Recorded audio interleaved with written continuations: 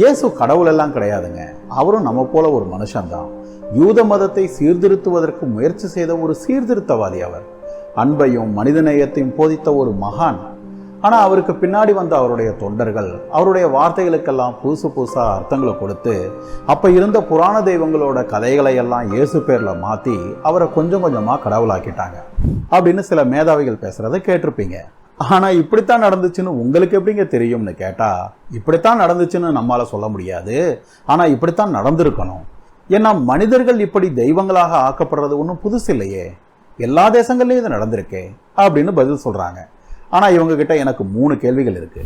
1, தொட்டதுக்கெல்லாம் ஒரு கடவுளை வச்சிருக்கிற மற்ற தேசங்கள்ல ஒரு மகான பிற்கால மனிதர்கள் கடவுளா ஆக்குறதுல ஆச்சரியமே இல்லை.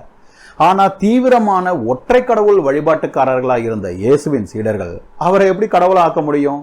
அந்த அவசியம் அவங்களுக்கு எங்கிருந்து வந்துச்சு? 2, மற்ற தேசங்கள்ல ஒரு மனுஷன் கடவுளாகிறது எரியிற நெருப்புல எண்ணெயை ஊத்துற மாதிரி. ஒரு மனுஷன் எப்படா ஒரு அமானுஷ்யமான விஷயத்த செய்வான், அவனை சாமி ஆக்கிரலாம் அப்படிங்கிற துடிப்பு தான் மற்ற தேசங்கள்ல எப்பவும் இருந்திருக்கு, இப்பவும் இருக்கு. அந்த மாதிரி தேசங்கள்ல ஒரு மனுஷனை ஈஸியா கடவுளாக்கிடலாம். ஆனா ஒரு மனுஷனை கடவுள்னு சொன்னா அதை தேவதூஷணம்னு சொல்லி கட்டி வச்சு கல்லெறிஞ்சே கொள்ற ஒரு சமூகத்துல இயேசுவோட சீடர்கள் எப்படி அவரை கடவுளாக்கி இருக்க முடியும்? அந்த அதிகாரமும் ஆற்றலும் அவங்களுக்கு எங்கிருந்து வந்துச்சு? 3, புராணங்கள்ல வர்ற தெய்வங்கள் வரலாற்றுக்கு முந்தைய காலத்திலேயே தெய்வங்களா இருந்துச்சு. ஆகையால அந்த தெய்வங்கள் எல்லாம் எப்படி வந்துச்சுன்னு இப்ப நாம வெறுமனே அனுமானம் தான் செய்ய முடியும். சின்ன சின்ன நம்பிக்கைகள், அமானுஷ்யமான கதைகள் எல்லாம் ஒரு சில மனிதர்கள் மேல படிஞ்சு அவங்கெல்லாம் தெய்வங்கள் ஆகிட்டாங்க அப்படின்னு அனுமானிக்கிறோம்.